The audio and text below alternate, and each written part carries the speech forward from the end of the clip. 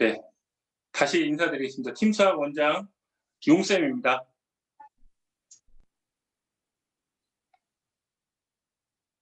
(2021학년도) 교육과정 설명회 시작하겠습니다. 오늘은 초등 학부모님 대상으로 하는 설명회고요.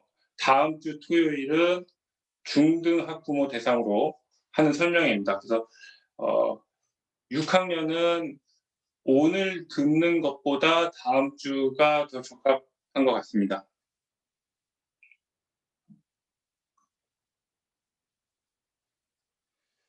오늘 설명드릴 부분을 간단하게 말씀드리면요.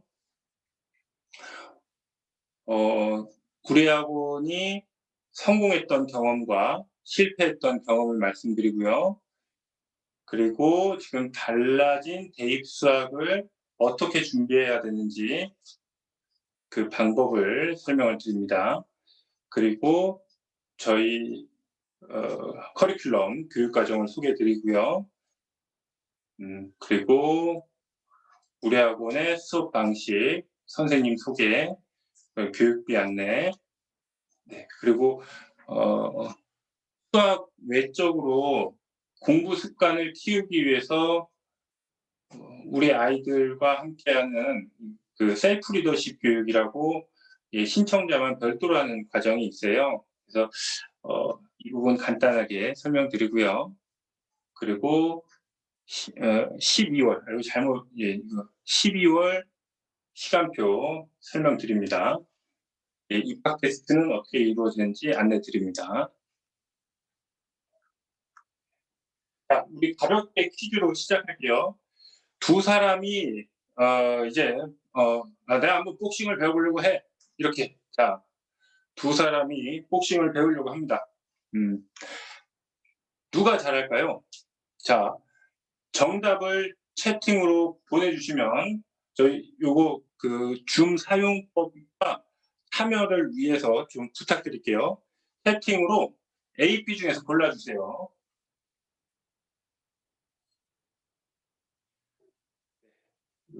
가볍게 이야기를 좀 풀어나가는데 도움을 주실 수 있습니다. 네, 감사합니다. 네.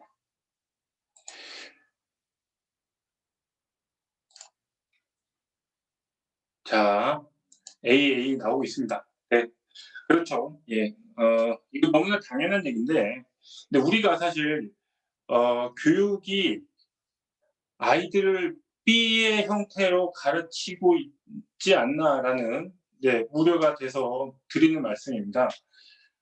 수학 교육을 생각하는 힘을 키우는 것이 아니라 스킬 중심으로 오해하고 있고, 그리고 그렇게 학교나 학원에서도 가르치고 있기 때문에 이것이 좀 위험할 수 있는 상황입니다. 생각하는 힘을 키우는 거는 마치 근육을 키우는 것처럼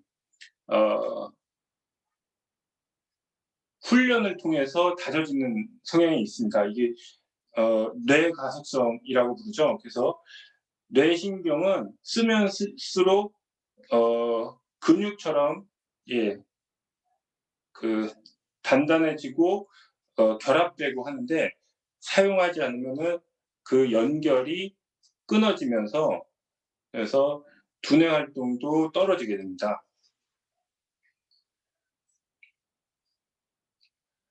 그러니까 공부가 이런 모습이 되도록 가르쳐야 됩니다. 자, 요즘 수능의 형태가 어떻게 바뀌었는지 이걸 좀 간단하게 좀 말씀을 드릴게요. 부모님들 중에는 이제 학력고사 분들도 계실 테고 수능 초창기 분들이 아마 많으실 것 같아요. 이제는 부모님들도 대부분 다 수능 세대인데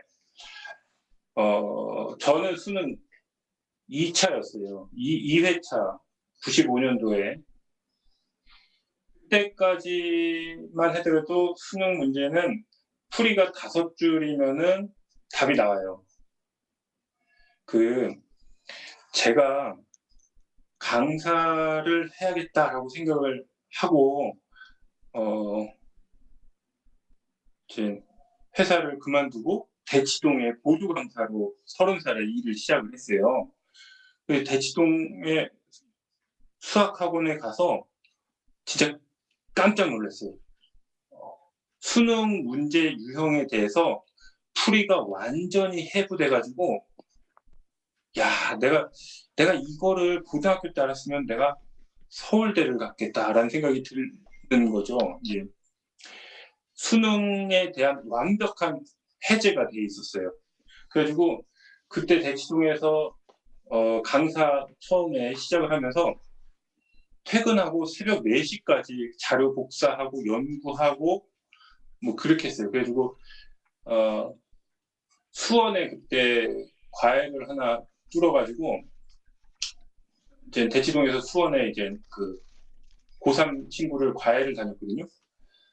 근데 또 이제 일이 잘 풀리려면 또 그렇게 그 친구가 나 만나기 전까지 공부를 안 하더니 나 만나고 이렇게 공부를 열심히 하는 거예요.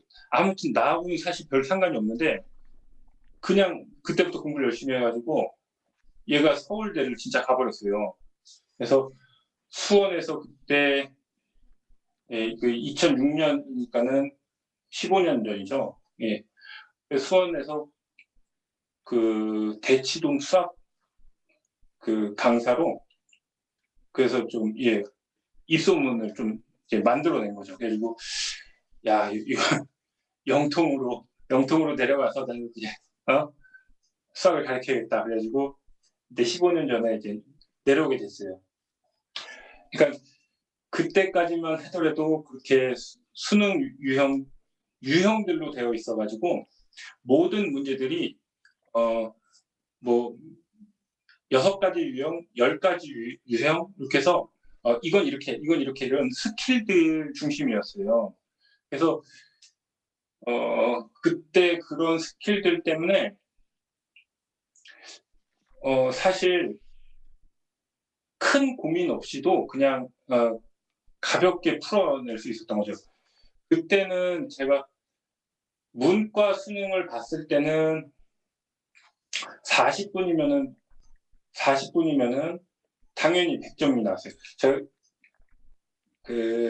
아무리 안 좋은 컨디션에서도 40분이면은 100점이 나왔고 이과 거는 한 1년 만에 100점이 나온 것 같아요. 그래가지고 이과 수능도 실제 이제 시험 보러 다녔거든요.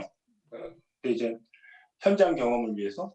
근데 그때는 유형들로 되어 있기 때문에 풀이가 5줄이면 나오고 그리고 대학교 1학년 문제들을 좀 이렇게 이용하는 것들이 있었어요. 그래서 뭐 대학교 1학년 수학 정도 할 수 있으면은 100점이 어렵지 않았던 시절이었어요. 15년 전에는. 근데 지금은 그렇지 않아요. 지금은 2011년부터 킬러 문제라는 30문제 중에서 2문제 정도가 굉장히 어려워졌는데 어려워진 정도가 그냥 운 좋게 맞추는 거는 불가능해요. 예, 로또 맞추는 거하고 똑같아요. 그래서 이거를 운 좋게 맞추는 거는 그거는 이제 불가능하고 실제 그 실력으로밖에 해결할 수 없는데 풀이가 5줄에 나오지 않아요. 보통 그 모범 답안으로 제시하는 것도 한 2페이지에 걸치는데 지금 문제가 뭐 요걸 지금 우리가 지금 풀어볼 건 아니고 이런 스타일이에요. 해설의 그 길이만 좀 느낌으로 받아들였으면 좋겠어요. 그래서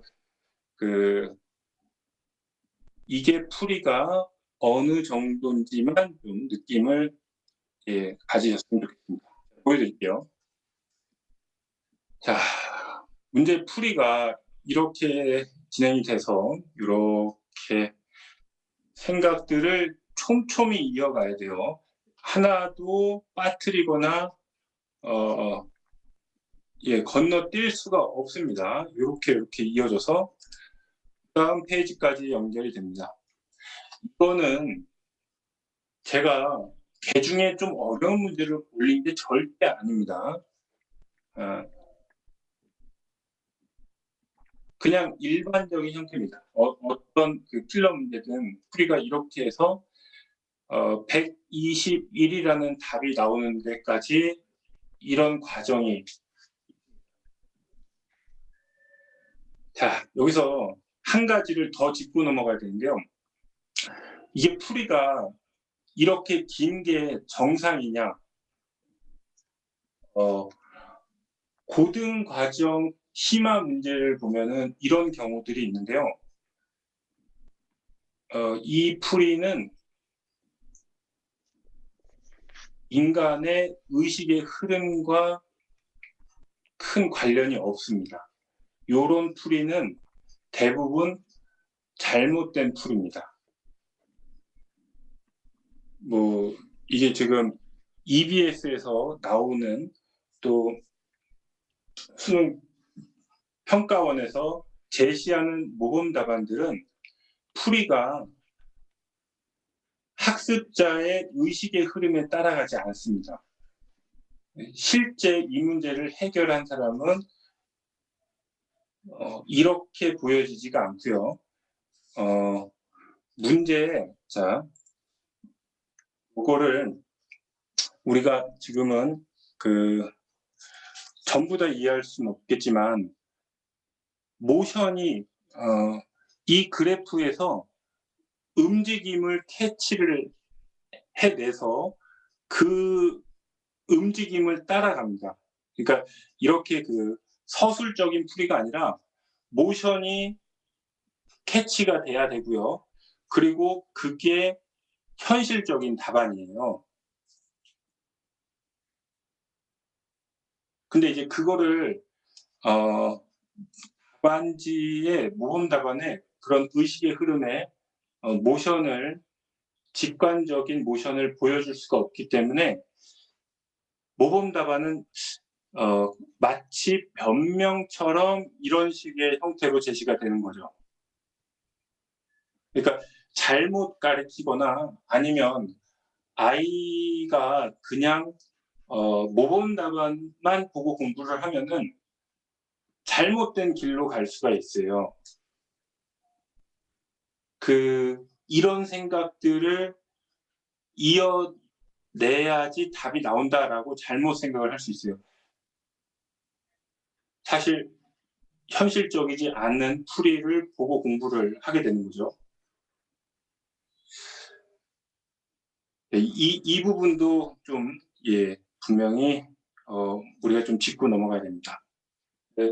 우선 수능의 형태가 이렇게 바뀌었다는 거죠. 그래서 생각의 힘이, 근력이 필요한 교육을 해야 됩니다. 초등학교 때부터 공부는 생각의 힘으로 가야지 스킬로 갈 수는 없어요. 그래서 이제 거기에 대한 저희는 이제 연구를 계속 하고 있고, 쉽게 말씀드려서 덧셈, 뺄셈, 곱셈, 나눗셈만 가지고 수능 문제를 풀 수 있다는 겁니다. 그리고 그렇게 풀어야만 현실적인 풀이가 나온다는 거고요. 네. 저희가 성공했던 경험을 좀 말씀드릴게요. 2016년에 고3 10명 중에서 3명이 수능 봐서 서울대를 갔고, 그리고 친구는 고려대를 갔다가 재수해서 17년도에 서울대 갔습니다. 그래서 결국 고3 10명 중에서 4명을 서울대를 보냈고요. 이때부터 우리가 이제 입시에 대해서 경험을, 그리고 이제 실적들을 가지고 아이들을 좀 더 어렸을 때부터 제대로 가르치면 더 좋은 결과를 만들 수 있겠다. 아까 그런 문제는 정답률이 1%입니다. 100명 중에서 1명이 풀 수 있는데요. 초등학교 때부터 제대로 가르치면은 정답률을 10배로 올려서 100명 중에서 10명이 맞출 수 있을 거다. 네. 그래서 초등학교 때부터 한번 제대로 가르쳐 보자. 그래서 이때부터 저희가 초등학생을 가르치기 시작을 했어요. 그래서 그 친구들이 이제 중학교를 졸업할 나이가 지금 됐고요. 그러니까 고3 때 잠깐 가르쳐서 만든 실적이 아니고요. 초등학교 5학년 때부터 이 친구는 초등학교 5학년 때부터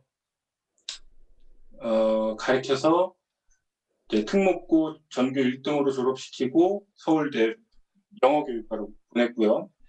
이 친구는 고1 때부터 고1 때 이 친구 저기 4등급에서 들어왔어요. 고1 때 4등급으로 시작을 했는데 이제 서울대를 갔죠. 이날 저희가 이제 1박 2일로 자소서 쓰고 그리고 이제 우리 면접 준비도 다 같이 했거든요. 그래서 우리가 이제 입시가 이제 그전에는 수학 문제만 풀면 됐었는데 이제는 이런 부분까지도 이제 입시에서 필요해서 2015년에 이때 자소서 캠프 하면서 입시에 필요한 준비들을 이제 다 해가지고 이제 서울대를 간 거죠. 이 중에서 4명이 간 거죠.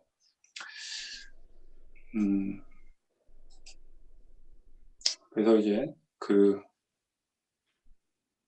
이 경험들 가지고 지금 이제 학원의 구조가 만들어진 거예요. 그래서 혹시 말씀 들으셨을 수도 있는데 저희가 아이들 독서도 좀 강조를 하고 있고 공부 습관 같은 것도 키우려고 노력을 하고 있습니다. 자, 그리고 요거는 저희 이제 실패했던 경험 중에 하나를 좀 보여드리는 건데요. 이거는 2015년도 9월 모의고사 본날이었어요. 이때 재수생이었는데 이 친구가 5월 달에 재수학원에서 5등급인 상태로 재수학원을 더 이상 계속 이제 재수학원을 다니다가는 안 되겠다 싶어가지고 5월 달에 나와서 그때부터 가르치기 시작을 했는데 9월 달 모의고사에서 1등급이 나온 거예요. 수학 좀 잘 봤다. 96점이라고. 그러면 이제 당연히 1등급이죠. 그래서 야 이거 대박, 네가 대박을 냈구나. 그래가지고 제가 너무 기분이 좋아가지고 이때 요거를 학원 카페에다가 성공 사례로 좀 올렸죠. 근데 이걸 제가 왜 실패 사례라고 말씀드리냐면 이 친구가 수능을 잘 보진 않았어요. 9월 모의고사에서 1등급까지 올렸는데 수능은 다시 3등급으로 미끄러졌어요. 그러니까 입시는 사실 전쟁터잖아요. 인생을 좌우할 수 있는. 그러니까 여기에서 사실 미끄러지는 건 아유 안 됐다 어떡하냐 이렇게 넘어갈 수 있는 게 아니죠. 그래서 이제 저도 이제 너무 미안한 마음에 이제 잠을 잘 못 자고 우리가 왜 실패를 했을까. 수능 끝나고 나서 저도 좀 고민이 많아졌어요. 왜 실패를 했을까? 어떻게 가르쳤어야 되고 무엇이 잘못됐을까? 아까 처음에 보여드렸던 그런 킬러 문제들에 대해서 너무 피상적으로만 준비를 했던 문제도 있어요. 그러니까 15년 전에 제가 이제 영통에서 처음 이제 수학 공부방을 하면서 아이들 가르칠 때는 그때는 저도 이제 수능날 같이 원서 내가지고 수능 시험 보러 다니면서 그 100점짜리 시험지 만들어내고 그렇게 했었거든요. 근데 아이들 수능 시험 보는데 내가 좀 방해를 되지 않을까라는 생각이 들어서, 그래서 이제 현장에 가서 수능 보는 거는 이제 그만뒀어요. 근데 그 후에 이 친구 가르칠 때도 제가 그 수능 문제를 당연히 저는 그 100점이 나올 거라고 생각을 했거든요. 2015년 11월 수능 시험 날 저도 이제 시험지를 출력을 해서 문제를 푸는데 저도 당연히 100점을 맞을 거라고 생각을 했고, 애들한테도 늘 "니들 나처럼 공부를 해야 된다." 그렇게 얘기를 했던 건데 답이 안 나오는 거예요. 제가 수능 문제를 푸는데 한 문제도 아니고 두 문제나 답을 못 내고 있는 거죠. 그래서 '아 이게 왜 이러지?' 어 처음에는 그냥 좀 가볍게 넘겼어요. 그러니까 "야 내가 학생이 아니잖냐. 내가 선생이고, 그러면 운동선수도 뭐 박태환 코치는 박태환보다 수영을 잘하냐? 김연아 코치는 김연아보다 피겨를 잘하냐? 그 내가 감독인데, 내가 감독 같은 역할 아니냐. 그러니까 내 선생인데 내가 니네들 때는 나도 그렇게 잘했어. 근데 뭐 지금 점수가 안 나와도 뭐 문제를 못 푸는 건 아니잖아. 그러니까 뭐 이렇게 풀이 과정을 보면은 이해가 되니까 수업을 하는 데는 지장이 없으니까." 그래서 어 그렇게 변명을 했었는데 이게 아이들이 느끼는 고통을 제가 이제 모를 수가 없으니까 '야 이게 내가 이런 자세로는 안 되겠다. 내가 이거 지금 문제를 좀 해결을 해야겠다.' 그래서 어 공부를 초심자 입장으로 다시 해 봤어요. 공부를 다시 하면서 좀 깨우치게 있는 거죠. 그래서 지금은 수능 봐도 이제 100 점이 나오고 저는 이제 전국 0.1% 안에 들거든요. 근데 이제 요거는 이제 그 깨우친 과정 이후에 이제 얻어낸 결실이고, 고 과 그렇게 해서 제가 발견한 가치들 그리고 방법들을 좀 말씀을 드릴게요. 이거를 우리 초등 수업부터 녹여내고 있습니다. 자, 우선 좀 간단하게 그림으로 좀 보여드리면요. 이게 그 보스턴 미술관에 있는 피카소의 황소라는 그림인데요. 황소를 우리가 표현하려면 이렇게 표현하겠지만, 자, 황소를 표현하는 불필요한 것들을 제거하고 가장 본질적인 선만 남긴다면, 그러니까 피카소가 이 그림들을 왜 그렸는지 한번 생각을 해보세요. 가장 본질적인 선들만 표현하면은 황소를 이렇게 표현할 수 있다라는 거죠. 피카소가 이 그림을 사람들한테 이제 보여주는 거는 본질에 대한 생각을 전달하고자 했던 겁니다. 수학 문제도 이런 본질적인 내용이 해결이 돼야 돼요. 그러니까 그전에처럼 유형들에 대해서 각계 전투로 해결을 하면은 어차피 수능이라는 거는 새로운 유형이 나올 수밖에 없고 기존에 있었던 유형은 절대 나올 수가 없거든요. 그러면 못 푼다는 거죠. 본질에 대해서 찾아내도록 훈련하고 연습하지 않았으면은 결국 모의고사까지는 성적이 나와요, 당연히. 모의고사는 기존의 문제들로 내는 시험이라서 실제 수능하고는 완전히 달라요. 그러니까 모의고사에선 성적이 나오지만 수능에서 성적이 안 나오는 거죠. 한 가지 더 말씀드릴게요. 들여다본다는 것은, 존 러스킨이라는 영국의 시인은 "네가 창의적이 되고 싶다면 말로 그림을 그려라 라고 했습니다. 누군가 뭘 봤니? 라고 물었을 때 몇 풀이라고 대답하지 말고 풀이 어떻게 움직이고 있었고 잎이 몇 개 있었는데 비가 어느 정도였고 햇살은 어떻게 받고 있었으며 앞과 뒤의 색깔은 어땠고 줄기와 잎이 어떻게 연결되어 있었는지 등 자세하고 소상히 그림 그리듯 말하라는 것이죠. 이것은 즉 들여다보라는 것입니다. 아이들이 문제 푸는 거 잘 보면요. 모른다고 할 때 문제를 소리내서 읽어볼래? 그 문제를 조금 더 차분히 관찰하도록 도와줘요. 그러면은 10명 중에 5명은 풀어내요. 아무런 도움도 안 줘도. 아이가 너무 바짝 긴장하고 있어도 문제는 못 풀어요. 그러면 이제 등을 툭툭 다독여줘도 괜찮아, 천천히 한번 봐봐. 호흡만 가다듬게 도와줘도 문제를 해결해요. 꼭 가르쳐야지 해결하는 게 아니라 호흡만 다듬어줘도 달라집니다. 그러니까 우리가 지금 디지털 세대들을 키우고 있잖아요. 얘들은 이제 스캐닝에는 강한데 이것을 차분히 들여다보는 관찰력과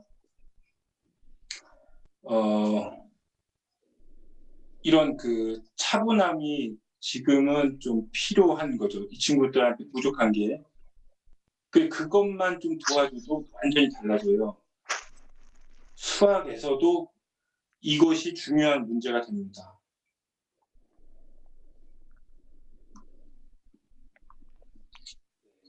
이런 부분들이 수학에서 교육으로 녹아나야 되는 저희 커리큘럼 말씀드리고요. 초등은 기본적으로 디딤돌 기본 플러스 응용과 최상위 수학 이 두 권이 시중교재에서 쓰이는 책이고요. 여기에 있는 문제들의 유사 문제와 발전 문제들을 테스트로 만들거나 아니면 보충 자료로 해서 이렇게 해서 교재를 구성하게 됩니다. 초등 5학년 과정부터 3개월 과정이고요. 이게 최상위를 처음 접하는 친구들은 조금 더 오래 걸리고 어려울 수 있어요. 근데 초등학교 때 최상위를 넘기면은 중학교 때 A급 수학을 넘기는 거는 더 쉬워지고요. 고등학교 때 블랙라벨을 넘겨야 되는데, 그러니까 초등학교 때 최상위 안 해보고 중학교 때 A급 수학 안 해보고 고등학교 때 갑자기 블랙라벨을 해라? 이거 거의 힘들어요. 너무 높은 벽을 보이죠. 그러니까 나는 절대 넘길 수 없어 라고 이미 무력감을 한참 쌓아놨는데 그걸 이겨낼 수 없어요. 근데 초등학교 때 최상위를 넘겨보면은 중학교 때 A급 넘기는 거 어렵지 않고 중학교 때 A급 넘겨본 친구는 고등학교 때 블랙라벨 넘깁니다. 아까 보여드렸던 이제 킬러 문제들 넘깁니다. 자, 요 얘기 하나 말씀드리고요. 하나 더 중요한 거는 그러면 무조건 모든 아이들이 초등학교 때부터 최상위를 다 해야 되는가? 5학년 1학기부터 최상위를 심화 교재를 무조건 다 해야 되는가? 그렇진 않아요. 그렇진 않고 최상위를 하는데 적절한 시기는 각자 있습니다. 그러니까 개개인별로 설계가 들어가야 돼요.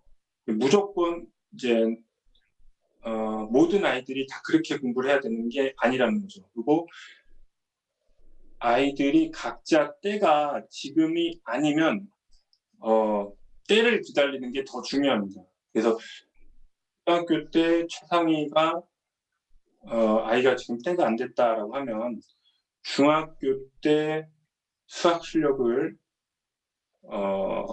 업시킬 수 있는, 그러니까 수학 실력을 업시킨다는 거는 아까 이제 근육처럼 표현을 했지만은 이거를 근육을 펌핑 시키듯이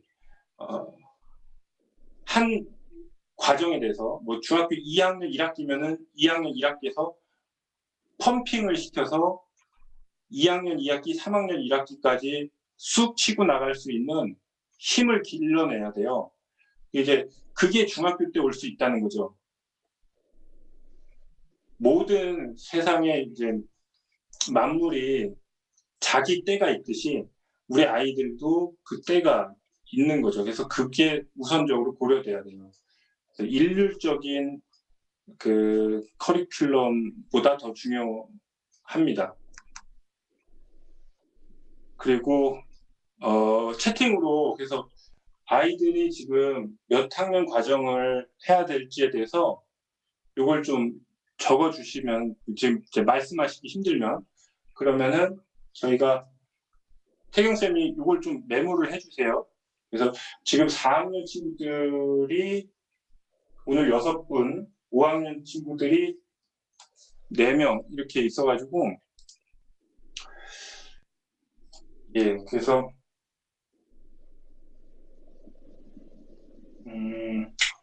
4학년 친구들이 어느 과정부터 필요한지 좀 예, 우리가 체크할 필요가 있습니다. 네. 그래서 혹시 중학교 커리큘럼을 하는 친구 있으면 그것도 얘기해 주세요. 중학교는 기본적으로 각 과정에 3개월씩 해서 18개월 여기다가 1학년 1학기, 2학년 1학기, 3학년 1학기, 1학기 과정은 심화 부분이 그러니까 응용 부분이라고 할 수 있는데 일품까지 해결하는데 2개월이 추가되는 게 보편적입니다. 그래서 18개월에서 24개월 이 정도로 중등 과정이 이제 마무리되는데 18개월에서 24개월 정도 걸립니다. 겨울 방학을 잘 이용하면은 예, 이 시간을 좀 더 단축시키고요. 그리고 이게 아이들이 이미 생각하는 힘이 펌핑되어 있는 경우도 있고 그게 그 초등 과정이 끝나고 중등 과정을 하면서 갑자기 드러나는 친구들이 있어요. 이 친구들은 중등 과정이 12개월에 끝나는 경우도 있어요. 그래서 저희는 이제 중학교 졸업할 때 고등학교 수학까지 어느 정도 완성하고 학원을 졸업하도록 이렇게 좀 돕고 있습니다. 그래서 고등학교 때는 일주일에 하루 정도 필요하면 우리가 이제 아이들 그 학종 관리 차원에서 스토리를 어떻게 꾸려나갈지 이런 부분도 도와주고 그렇게 해서 고등학교 때는 학원에 크게 의지하지 않고 자력으로 공부할 수 있게끔 돕고 있습니다. 네, 중학교 교재는 센을 기본으로 하고요. 이게 일품이 2개월 정도 걸려요. 그리고 이제 겨울방학 때 이제 블랙라벨 특강을 하는데요. 블랙라벨 특강은 이게 학기 중에는 이렇게 깊이 있는 공부나 아니면은 집중 강의가 사실 쉽지 않아가지고 학기 중에는 많이는 안 하고 겨울방학에는 2시간씩 집중 강의를 해요. 그래서 강의 2시간, 코칭 2시간 해서 심화를 해결할 수 있는 힘을 심어주는 거죠. 그러니까 아이가 가지고 있는 역량을 끌어내는 것도 중요한데 아이가 가지고 있지 않은 수학적인 힘을 심어주는 것도 필요하죠. 그래서 겨울방학은 그런 용도로 좀, 예, 저희가 커리큘럼을 잡고 있습니다. 다음 주에는 이 부분 내용을 좀 더 자세하게 말씀을 드릴 거예요. 혹시 그래서 아이가 지금 중학교 과정을 하는 친구가 있으면 얘기를 해주시고요. 그러면 다음 주 내용이 예, 좀 도움이 될 수 있습니다.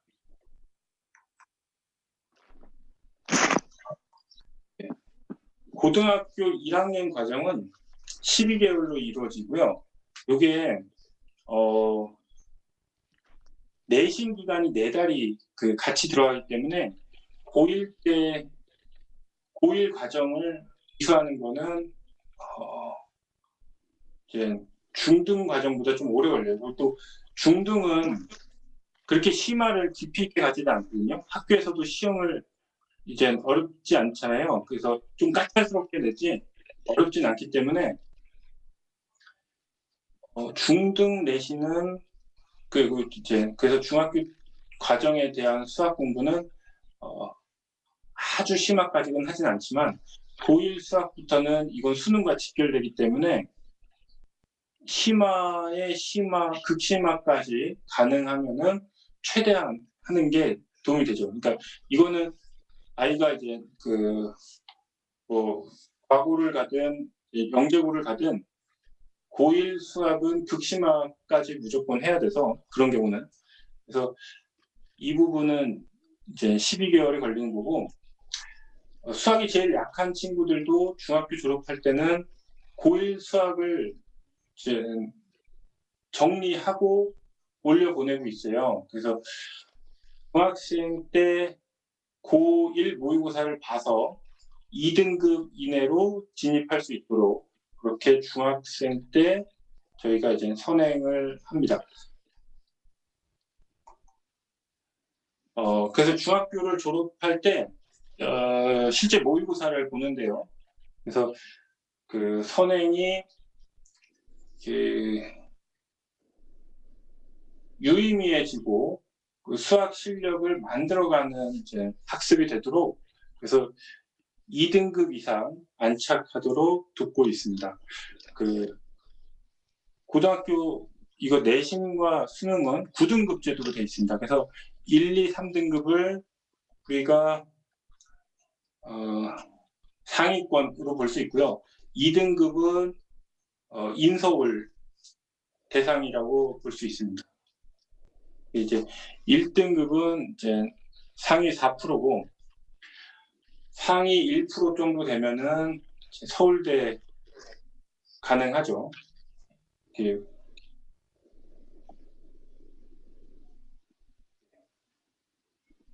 여기까지 이해하시는데 어려움 없나요? 지금? 네, 감사합니다. 수업 방식 말씀드릴게요.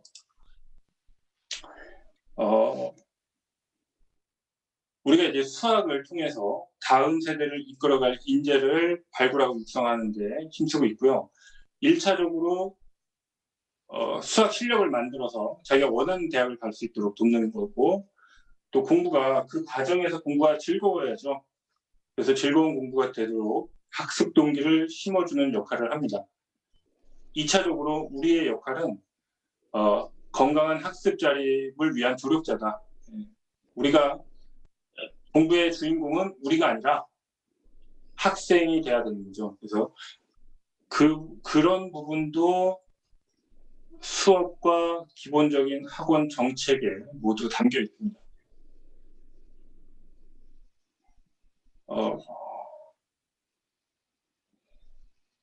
수업 방식 말씀드릴게요. 기본적으로 소통하는 수업을 통해서 아이가 어떻게 받아들이고 있는지 이거를 기반으로 설명을 하는 거고요. 그리고 이제 아이가 거꾸로 선생님한테 설명을 하는 걸 들어요. 그래서 이걸 풀림 러닝이라고 하는데 저희 이제 코칭 시간에는 대학생 멘토 선생님들이 아이들 한 명 한 명 이제 다가가서 아이가 문제 푸는 것을 들어줍니다.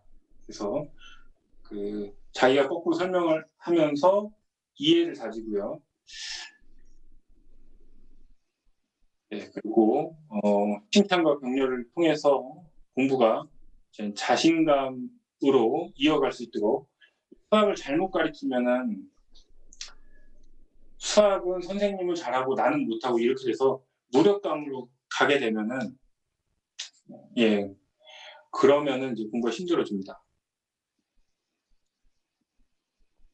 그리고 우리가 학원으로서 중요한 역할은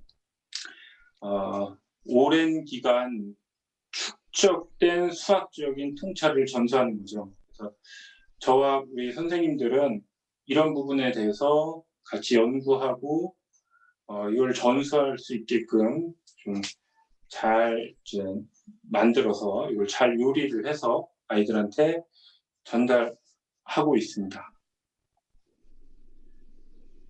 네. 플립러닝은 이제 아까 말씀드린 것처럼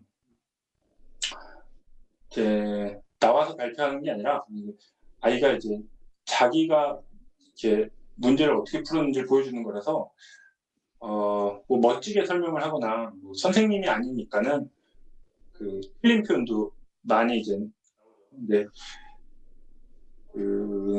틀렸다라고 지적을 하는 것보다 중요한 거는 잘했어라고 칭찬을 하는 게 우선이 되는 거고 그러면은 자기가 찾아가요. 예, 인간은 아주 영특합니다. 그래서 자기가 잘못 얘기하면은 그거를 누가 지적해주지 않더라도 스스로 고쳐나갈 수 있는 힘이 있습니다. 그래서 그렇게 다지면서 공부하면은 예를 들어서 문제를 100문제를 푸는 것보다 이런 식으로다가 10문제, 20문제를 잘 다지면서 공부하면 훨씬 학습 시간도 단축이 돼요. 이거 잘 다져지는 공부가 저는 정말 중요하다라고 생각을 하거든요. 네.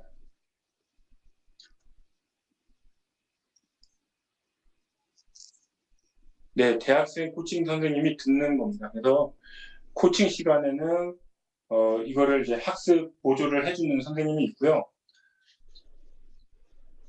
그리고 기본적으로 담임 수업 시간에도 저희는 그 아이들이랑 이제 소통해서 하기 때문에 아이들이 문제를 설명하고 이런 구조로 수업을 합니다.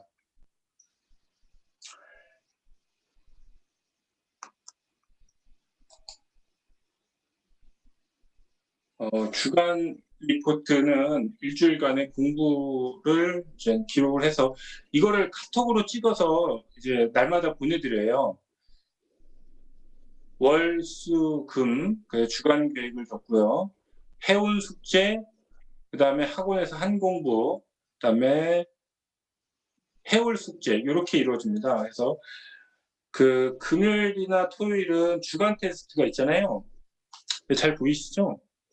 예, 그래서 주간 테스트 점수를 이제 적어서 테스트 점수 보내드리고 F라는 기호가 이게 이제 플립 러닝 한 거예요. 그래서 이 친구가 이제 2개를 설명한 거죠. 그러니까 하루에 기본적으로 2개를 이제 설명하도록 아이들하고 이렇게 얘기를 하고 있고요.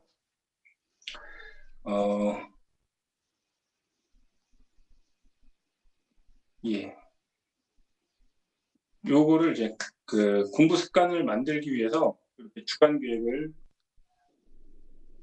이제 기록을 하고 이게 한 50장이 모이면 1년이 되잖아요. 그래서 이제 1년 동안 만들어서 집으로 보내요. 그래가지고 그 자신의 1년 동안 공부의 기록을 이제 좀 관리할 수 있도록 그리고 이걸로다가 아이하고도 그 공부 계획을 짜요. 그래서 앞에 월간 계획표를 가지고 그래서 몇 월까지 공부를 이제 끝내고 이번 달엔 어디까지 할 거고 1년의 플랜을 이제 아이들하고 같이 상의를 해요. 요 제가 자동차 그림을 여기다 올려놓은 이유는 요 주간 계획이라는 거는 자동차의 이 서치라이터 역할을 해요. 그래서 우리가 수원에서 부산까지 밤에 자동차를 타고 간다고 해서 서치라이터가 단번에 부산까지 비치진 않잖아요. 한 100m 정도씩만 비춰도 충분하죠. 주간 계획표가 일주일간의 공부 계획만 이렇게 잡아도 1년의 공부와 그 다음에 그 인생에서 전체적인 학업의 방향을 이제 잡아주는데 도움을 주는 거죠. 이런 그 플래닝과 또 이제 시간 관리, 목표 관리에 대한 학원의 노하우와 정책들이 좀 더 있습니다. 네. 수업 시간은 담임 수업 80분이고 10분 쉬고 멘토 코칭이 50분입니다. 그리고 금토는 개별 보충과 테스트가 이루어지는 거고요. 금토는 50분씩 3번 해서 금토는 3시간이 수업이에요. 월수 화목반은 2시간 반씩이고요. 금토는 3시간입니다. 네, 수업 정원은 8명입니다. 네, 선생님 소개를 드릴게요. 저는 인생의 모토가 수학으로 삶을 한번 바꿔보자. 네, 그래서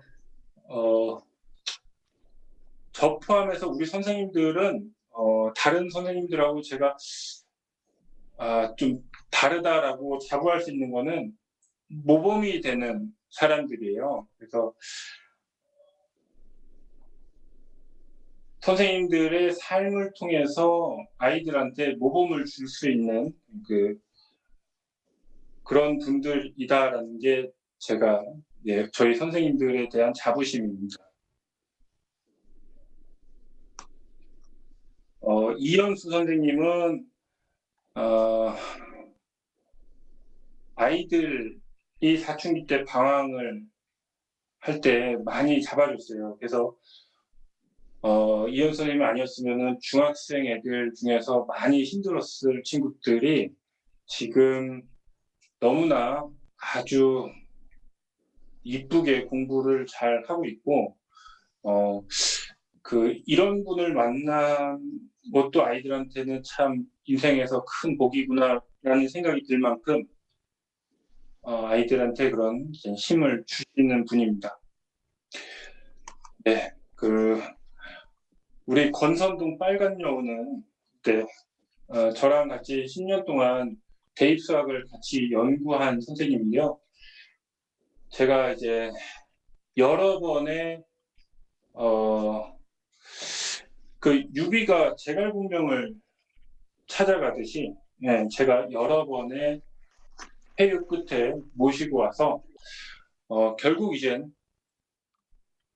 당신의 아들, 딸들이 학원을 다녀야 되니까는 그래서 오더라고요. 그래서 같이 이제 수업을 하고 계시고 이태경 선생님도 마찬가지예요. 심희선 선생님이나 이태경 선생님은 대입수학에서도 손색이 없는 분들이거든요. 근데 이제 우리가 다 초등학생을 다 가르쳐요. 그러니까 대입수학 하는 사람 따로 초등 선생님 따로 있는 게 아니라 저도 초등학교 4학년부터 뭐 의대 수리논술까지 다 지도하거든요. 그러니까 사실 선생님들도 이제 저를 믿고 이렇게 따라주는 거죠. 이제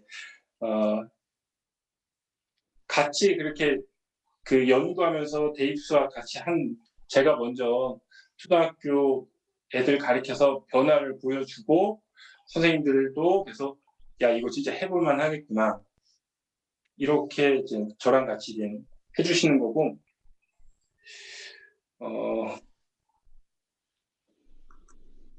그래서 이태경 선생님은 이제 아이들이 필요한 것들 그래서 그런 것들을 도라에몽처럼 일반 필요하다고 하면 참 잘 구해주세요. 어떤 자료든지 그래서 늘 이제 저희 선생님들도 그렇고 아이들도 그렇고 되게 감사드리고 있습니다. 성창아 선생님은 이제 제 집사람인데요. 이제 제가 이제 수학에 이제 완전히 이제 좀 빠져 있었거든요. 그래가지고 여자를 만나도 수학 선생 아니면은 안 만났어요. 왜냐면 하루 종일 수학만 생각을 하기 때문에 수학을 하지 않는 사람하고는 연애도 못했던 거죠. 근데 이제 그래서 이제 성창아 선생님 만나서 이제 번갯불에 콩고 먹듯이 결혼을 했는데 아주 그냥 무서운 사람한테 걸린 거죠. 성찬 선생님은 굉장히 집요합니다. 그래서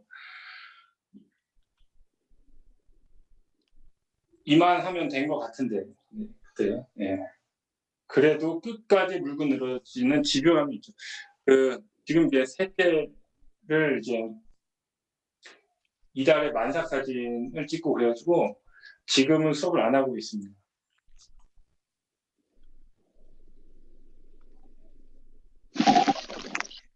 교육비, 초등학교 교육비는 28만 원이고 중학교 과정은 30만 원, 이제 고1 과정은 36만 원, 고2 과정은 38만 원입니다. 저희가 이제 과정별로 교육비가 이루어지고요. 이제 형제 할인은 동생 교육비에서 10% 할인되고요.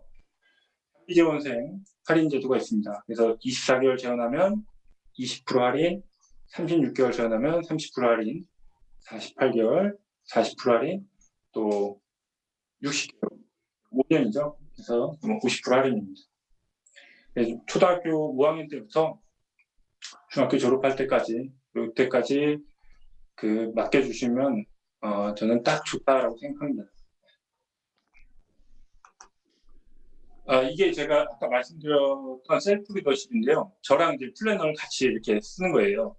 그래서 90일 동안 플래너를 단톡 활동을 해서 아이들이 시간 관리를 배우게 됩니다. 이게 그냥 플래너만 있는 거랑은 완전히 달라요. 제가 이거를 잠깐 우리가 지금 어떻게 이루어지고 있는지를 보여드릴게요. 이게 단톡인데요. 예. 이게 오늘 쓴 거예요. 이 친구는 이제 캐나다에서 쓰고 있고, 예, 중국에서 쓰는 친구도 있어요. 이거는 제가 온라인 교육을 하기 때문에 전국 애들이 같이 참여하고 있어서 사실 학원 내부에서도 이제 성과를 내지만은 외부에서도 이렇게 성과가 나오고 있어요. 이거는 이제 퓨처 매핑이라고 해서 목표 관리 기법이거든요. 플래너를 그냥 쓰는데 끝나는 게 아니라 그게 어떻게 실현되는지를 도와주는 기법입니다. 그래서 플래너가 그냥 이 친구는 요거는 신입생이라서 요거는 아직 좀 미숙한 거예요. 학교 이렇게 썼죠. 요거 이제 배우고 있기 때문에 이렇게 쓰는 게 아니라 시간대별로 키워드와 구체적인 내용이 기록됩니다. 보시면은 이제 좀 습관이 된 친구들은 그렇게 쓰고 있죠.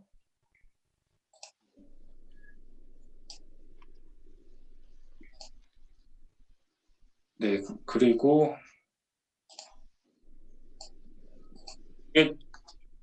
제가 4년 동안 아이들하고 같이 썼어요. 그래가지고 저도 이제 두 아들의 아빠로서 밤에 너무 늦게 퇴근하고 아침에 이제 피곤해서 이제 자는 바람에 아이들과 이제 같이 놀고 얘기할 수 있는 시간이 없더라고요. 그래서 요거를 좀 내가 삶을 이렇게 살아서는 안 되겠다. 좀 바꿔보자. 그래서 저도 이제 시간 관리를 같이 했고 아이랑 아침에 이제는 유치원 가는 것도 챙겨주고 놀아주고 그래서 시간 관리를 같이 했습니다. 그래서 저도 뱃살을 이렇게 나오다가 이렇게 좀 운동도 같이 해서 저도 삶을 이렇게 바꿔가고 있는 거죠.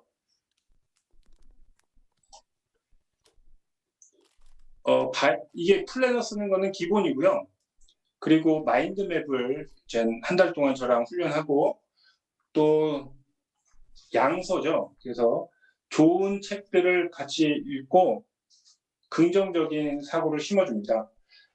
저희가 저도 1년에 책을 한 50권씩 읽고 있고 그리고 아이들과 읽은 책들이 이제 이미 4년 동안 읽은 양서들의 데이터가 있어요. 그래서 그 책들을 이제 추천해서 아이들과 읽고 나누고 있고요. 이거는 3달 과정에 12만 원씩 교육비가 이루어집니다. 랜드맵. 입학 테스트는 저희가 테스트 보고 바로 채점에서 상담하지 않고, 채점은 이제 밤에 저희 수업 끝나서 하고, 거기 테스트 결과에 따라서 선생님하고 상의해가지고 보통 그 다음날 전화로 테스트 결과에 대해서 말씀을 나누거든요. 그래서 입학 테스트는 자유롭게 볼 수 있어요. 미리 예약만 주시면은 저희가 시험지 준비해 놓고 뭐 와서 이제 풀고 그냥 바로 비교하면 되고요.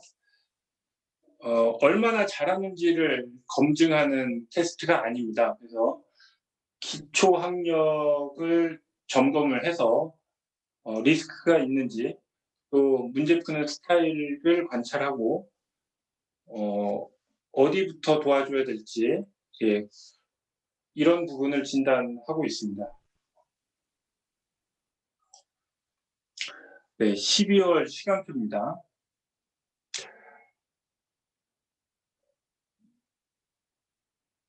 예, 지금 초등학생들이어서 혹시 이 과정을 제가 어디를 집중적으로 설명을 해야 되는지,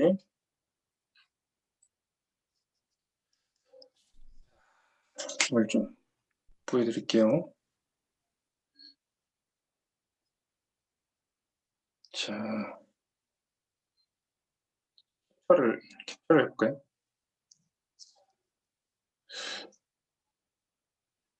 (4학년 2학기가) 12월에 시작됩니다.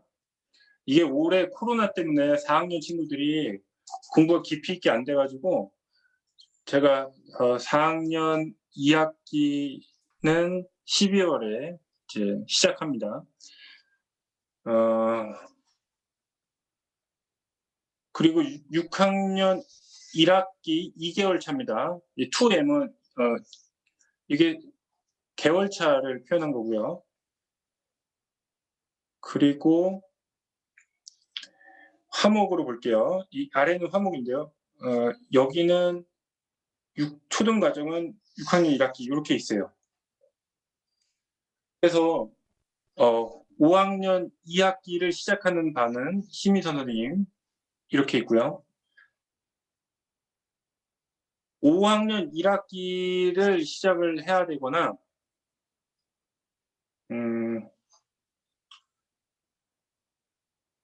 6학년 2학기 또는 뭐 6학년 2학기도 가능하죠.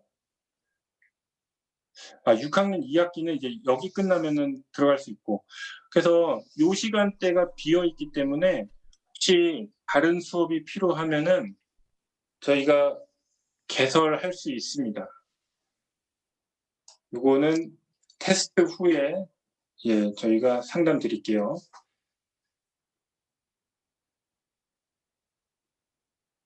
네, 이해되셨죠? 네, 필요한 거 있으면 얘기해 주세요. 예. 그리고 요거 특강 부분은 거의 중학생이 대상이라서, 중등 과정을 하는 친구들이. 그래서 요거는 다음 주에 자세하게 말씀드리는데요. 저희가 이제 학기 중에는 하기 힘든 심화 과정들이 특강으로 이루어집니다.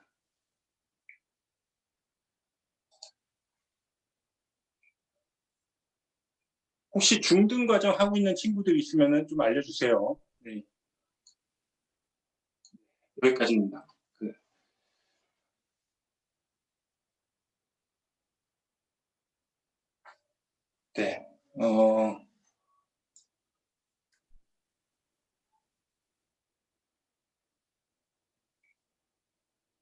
자, 네. 그래서 카톡으로 간단하게 소감 보내주시면은, 네. 그럼 저희한테 큰 도움이 되고요. 그리고 질문할 거 있으시면은 질문도 지금 편하게 해주셔도 되고, 예, 카톡으로 해주셔도 되고요. 네. 좀 더, 이런 부분은 조금만 더 자세하게 설명해 줬으면 좋겠다라고 생각하시는 분이 있으면은 그거 얘기해 주세요. 네.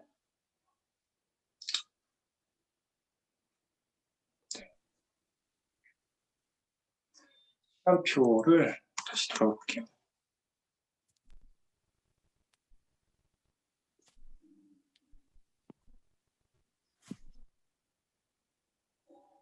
네, 그래서 중학교 거 시작하는 그룹도 예, 중학교 거 시작하는 그룹이 제가 서정용이거든요. 그리고 서정용 쌤 있고 이태경 쌤 있습니다.